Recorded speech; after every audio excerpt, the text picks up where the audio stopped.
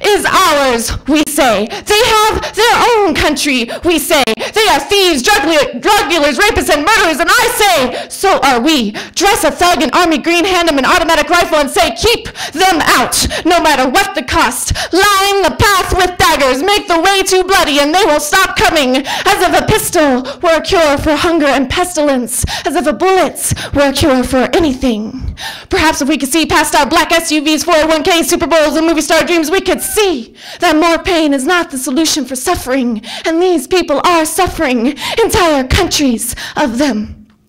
Straight from the tradition of Martin Luther King Jr., I have an idea. What if we set traps? Yeah, not in the US or in Mexico, but in these other countries where all the murderers and drugs come from. I'd call them justifying our billions. That's right, JOBs, because I've got news for all the CEOs and SOBs out there. Yes, I see you still texting your LOLs and thinking your WTFs as we hand you this nicely memoed 411 that isn't properly categorized, notarized, indexed, cross-referenced, or filed, but it is significantly witnessed and testified, and here it is. Bad people don't come from somewhere else. We don't import problems. We create them by ignoring outstretched hands and funding abusive government policies.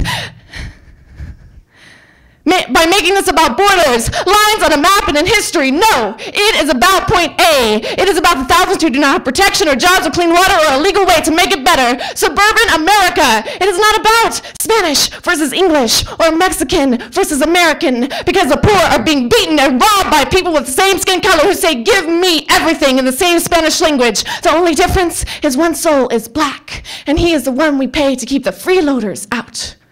These invisible lines are not simple things. They are destroying generations and crippling the global economy, making rich neighbors shoot their poor neighbors, making everyone else an enemy. While you may think the war between the North and South is restricted to black and white history books, there is a fresh rush for the safety of the North. New underground railroads sprout up between our toes. The North means not feeling guilty when you love your children, because here we can feed and educate them. But since we hold our suburban neighborhood sanctity so dear, thousands of migrants disappear. They poof into thin air. They have discovered the secret to invisibility. They have aspired to a new plane of existence. Yes, that must be where they have gone. To their families, they are a warning. To us, an insignificant statistic. But in the sad parts of our hearts, we know where they are. They are being prostituted to 20 men a day. They are dead at 18, drowned in the Rio Grande, dark-haired dancing, submerged in water. Maybe you have an 18-year-old sister with dark hair.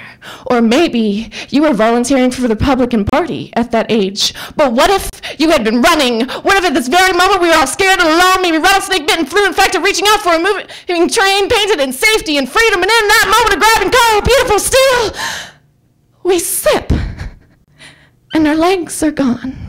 Literally cut out from under us. Are you beginning to regret those Oreo cookies yet? I am. You, your sister, and I could be at gunpoint, ordered to strip and expose our most personal places for inspection because we might have squeezed in a dollar bill there. Within God we trust, clearly printed on the front. You can be seeing your every hope for a life without sorrow, for a life with a guaranteed thrills of met, 3 meals away, thrown away as you yourself are thrown back across that border, that invisible line. And as you drive past us tonight in your Mustangs and your BMWs, I want you to ask yourself, what are the right kinds of lines? The lines we draw to keep people out, or a new line we'll make together, one that keeps the abusive from the innocent no matter where they make their beds, or the quality of it, or the uniforms we wear that turns 2% of the world's population with all the wealth and all the opportunities into more people working and eating. It's time to pick a side, north or south. When you drive by that fence, I hope instead of security you see what it truly is. I hope you see every single human being that has died on that line. Thousands of bodies hanging on miles of fence from Arizona to Texas. That's a taste of our trademark dream. Yeah.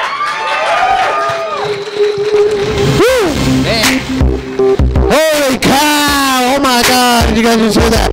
Okay, Cameron had a score of 26.5. Judges, your scores for Ashley. Oh no. Oh, holy shit. Okay. We got a 10. We got a 10. We got a 10. We got a 10. And we got a 10. That is a perfect score, people. You have just witnessed. Okay. Now, there's one issue that we have to discuss. Whoa. Is that it went over the time limit.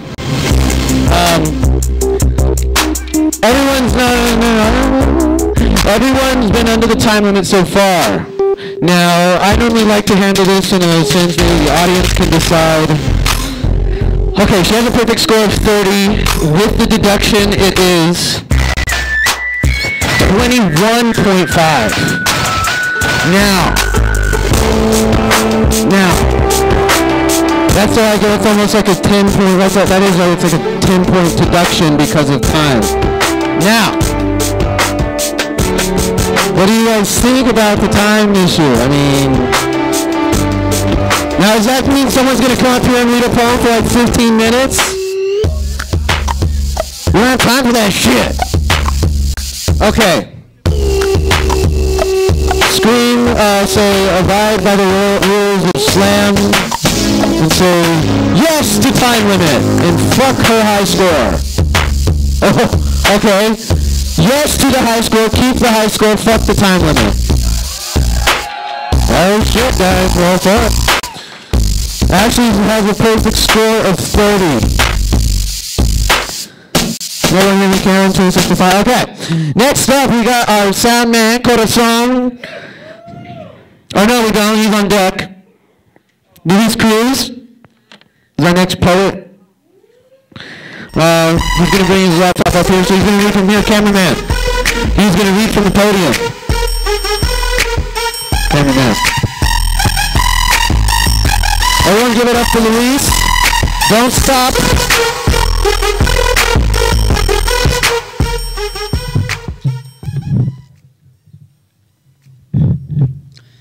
The following things have been revealed to me. These are the words that my soul speaketh. I am an artist, but I am also a child of God.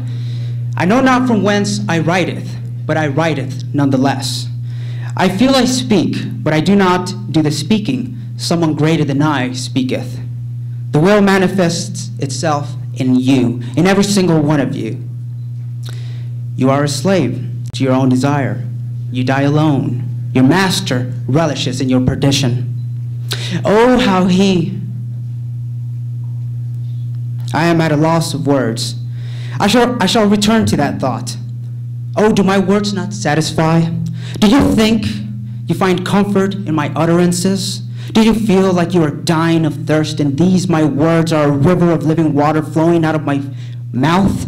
My gosh, I relish the thought of slaving and not. I feel for real and instantly feel. I feel for real, I peel and seal my faith out of steel and instantly appeal. For rightness I squeal. Ah, the beauty of song. The beauty of rhythm and rhyme, from which I obtain the life of the Rhine. I shineth like gold, through mercy I hold. My life in the sky is erecting my soul. I have many things on my mind.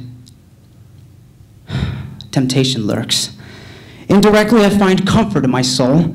Are these the last dying days for a child? All my life I preserve with prayer and alms. Am I thus the purveyor of my life? Or am I just a manifestation of something else? Can you, will you? But there is no useful end to this, your will says. But my spirit is awakened, replies your soul. Are these words familiar to you? Could they have been written before the advent of time, so that they are eternal, and my utterance is only but a repetition of them? If so, you shall recognize them as such, for you are a child of the eternal, and thus know them, but for the first time, hear them. You may say, this is nonsense, this man is crazy, but that is only your will rejecting the eternal, for it does not know it, and disguises it as nonsense. For the will's sole purpose and its sole endeavor is its self-satisfaction, for which it uses whichever means to obtain, making eternal matters unuseful towards its aim. Are my words crazy? Is there no logicality to them? Is there no basis or foundation to them? Are they random and meaningless? Is the message perverted? Is it self-centered, egoistic, or misleading? Is the message corrupted, or is the receiver of the message the one that is corrupt? Or perhaps the message sender, or both, or maybe everyone in here? You dwell on my words with astonishment, with amazement. Confusion abounds, but your soul recognizes them. It knows them. These words sound too familiar, unknown hitherto. or disingenuous feelings protrude because of them, and perhaps